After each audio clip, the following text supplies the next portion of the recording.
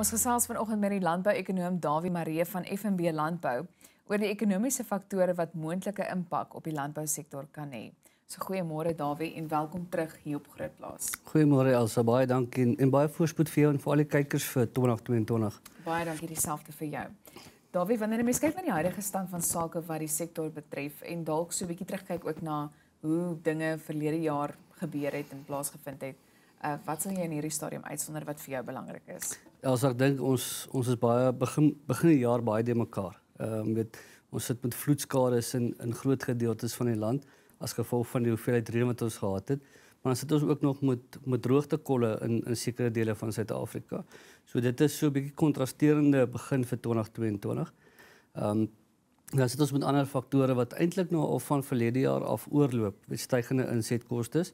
Ons het gelukkig nou hierdie week 'n daling in die brandstofprys gesien, maar met die hoeveelheid stygings wat hy verlede jaar gehad het eintlik baie groot druk geplaas op ons produsente. Die wisselvalligheid van die wisselkoers en die olieprys het bygedra daartoe. En dan oor die algemeen met uitvoere wat verlede jaar baie goed presteer het, juis as gevolg van die wisselkoers, maar eintlik beter kon presteer het as daar nie ander faktore was nie, soos die onluste in Natal en daai tipe goed. So ons begin van jaar eintlik op 'n baie snaakse voet as wat ons in 2021 begin het. Goed, en dan wanneer 'n mens aanbeweeg, ek meen werksgeleenthede, want ek weet dit was ook iets waaroor ons verlede jaar gesels het, toe jy die laaste keer met ons gesels het. En ons het ook gister onder andere met Agri SA gesels en iets soos lone. So miskien kan 'n mens daai twee sommer so 'n bietjie saam bespreek wat 2022 betref. Ja, ek dink as mens gaan kyk na die loonverhoging van 2021, dis uit die aard van die saak 'n 3 jaar loonverhoging wat plaasgevind het, 16%, aansienlik meer as inflasie. Dit het ook druk geplaas op produsente se winsgewendheid. Maar ek dink as ons gaan kyk na werksgeleenthede in die algemeen, dan lyk dit of 2022 en verder aan meer positief gaan wees, juis as gevolg van die beter produksieomstandighede.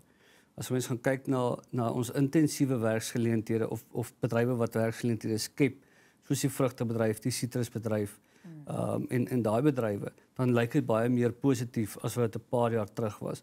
So ek dink in terme van werksgeleenthede baie beter hierdie jaar as verlede jaar, maar natuurlik die loonrekening vir 'n boer en spesifiek vir intensiewe boere raak natuurlik baie hoog, hoe meer werksgeleenthede geskep word. En dan wanneer 'n mens kyk na iets soos uitdagings, jy weet wat die bedryf betref en veral wanneer dit kom by ekonomiese uitdagings, waarop dink jy moet mense in hierdie stadium let? Ek dink spesifiek op insetkostes. Dis definitief die ding wat in 2022 die boer se winsgewendheid gaan dryf. Kan hy optimaal produseer met sy insetkostes? Ek het nou in die begin genoem van die versuipskades wat daar reeds plaasgevind het. Dit kan veroorsaak dat ons mielieoes of ons graanoes definitief minder as 15 miljoen ton kan wees. En selfs sou die reën aanhou hier na middel Januarie en verder aan, dan kan daardie skades natuurlik verhoog. En dan gaan jy nie noodwendig jou insetkoste kan terugkry nie. Ons weet dus op hierdie stadium is dit te laat om mielies oor te plant, selfs sojabone. Ons kan dalk nog wegkom in die weste om sonneblomme aan te plant, maar dit raak dan ook al riskant in terme van rypskades later in die jaar toe. So ek dink insetkoste is definitief die hooftema vir 2022. En dan natuurlik die wisselkoers wat ons nie noodwendig altyd beheer oor het nie, maar as 'n klomp buitelandse faktore wat dit kan bepaal. Want dit gaan die prestasie van ons uitvoerbedrywe grootliks bepaal. Ja, en so gepraat van uitdagings terug by 2021. Wat dink jy was die grootste uitdaging wat die landbousektor verlede jaar beleef het, wat moontlik hierdie jaar dalk kan verander? Ja, ek dink van die grootste uitdagings was die logistieke probleme wat ons ervaar het, spesifiek dan nou ook aan die uitvoerkant.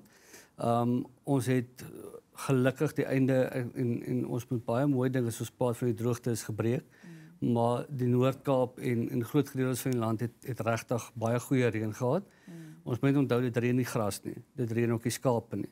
Daai bedryf, die rooi vleisbedryf en spesifiek die skaapbedryf gaan nog 'n goeie 3-4 jaar vat om te herstel waar hulle was voor die droogte. So hulle het nog opvolgreën nodig, definitief. Dit klink snaaks want die mielieboere wil op hierdie stadium nie reën hê nie, maar die Noord-Kaap en die skaapbedryf het werklik nog daai reën nodig. So ons moet dit net in gedagte hou, maar ek dink wat daarbey aansluit is die uitvoer, die logistieke probleme, en ek dink dit kan hierdie jaar dalk nog verder voortduur ook. En ek gaan juis maandagooggend so 'n bietjie gesels met 'n landbouweerkundige net om te hoor, jy weet, wat voorspel hy vir die res van die jaar. Maar terug by die ekonomie, invoere en uitvoere, want jy het nou ook verwys na uitvoere en so aan. So hoe lyk dit in hierdie stadium aan die begin van die jaar? Ek dink as ons gaan kyk na ons tafelbedryf uitvoere wat nou in hulle piek ingaan en ander sagte vrugte, dan is dit baie positief. Ons hoop net dat die logistieke probleme met die beskikbaarheid, en as ek praat van logistieke probleme, praat ek nie net van in Suid-Afrika, ons hawens en ons infrastruktuur nie, dit gaan ook oor die beskikbaarheid van vraghouers of containers om hierdie produkte na Europa of na die ooste toe uit te voer. Ons weet wêreldwyd is daar 'n groot tekort daarvoor, wat natuurlik die koste ook opjaag. So dit is een van die probleme, een van die uitdagings, maar ek glo dat hulle planne sal in plek val en dat ons daai uitvoere gaan uitkry. As ons kyk na die sitrusbedryf, die huidige reën wat ons kry, dink ek is baie positief vir die sitrusbedryf. So 'n bietjie kommer nog oor die Gamtoosvallei Kougadam wat nog baie laag is. Hy is in die omgewing van 16%. Maar ek dink as hy optel nou met die goeie reën, dan kan ons daar ook 'n goeie sitrusseisoen verwag. Ja, wel dis goed om te weet. Goed, ek dink ons gaan nou verder gesels want daar's nog 'n hele paar vrae waarby ek wil uitkom, veral ook by die verbruikers 'n bietjie daarop fokus. Ons gaan nou verder gesels. So jy kan gerus ingeskakel bly vir die res van hierdie gesprek net hierna. Ons sluit nou af met vanoggend se gesprek met Dawie Maree van FNB Landbou.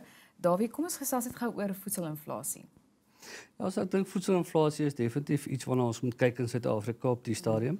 Juist as gevolg van die stygings in internasionale voedselpryse, maar natuurlik ook ons plaaslike pryse. Brandstof het baie groot invloed daarop.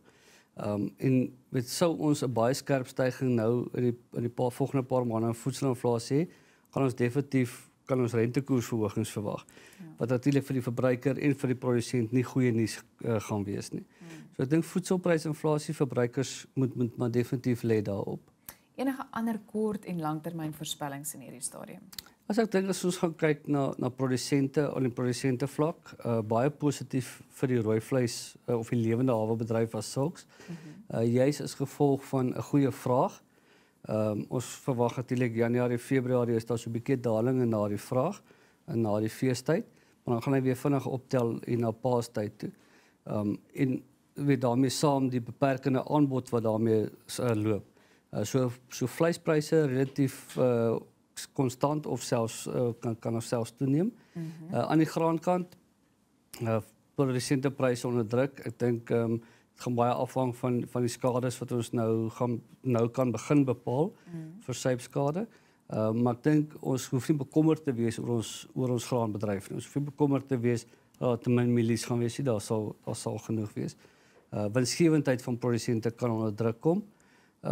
Wisselkoers is altyd 'n moeilike ene om te voorspel want dit is die joker in 'n pakkie. Ons weet nooit watter kant toe hy kan gaan nie as gevolg van internasionale faktore. En sou daar iets snaaks in Suid-Afrika gebeur, dan het dit ook 'n invloed daarop. Oor die algemeen dink ek kan ons 'n positiewe ons staan positief in die begin van die jaar en ons kan uitkyk na 'n redelike goeie seisoen. Wel, dis goed om te hoor. Dan was die Landbank verlede jaar baie in die nuus geweest. Dink jy ons kan dieselfde hierdie jaar verwag? Also ek vermoed ons kan. Ek weet dit gaan nog 'n tydjie lank vat voor die Landbank se probleme uitgesorteer is. Dis nie 'n skip wat 'n mens vinnig omdraai nie. Maar en soos ek in die verlede al baie gesê, dis 'n instansie wat ons nodig het in ons Suid-Afrikaanse landboubedryf om daardie produsente en daardie landbouers te help wat nie noodwendig deur 'n kommersiële bank gehelp kan word nie. En spesifiek vir ontwikkelende landbou het ons daardie instansie nodig. Jou ekonomiese raad aan boere of die landbougemeenskap vir hierdie jaar?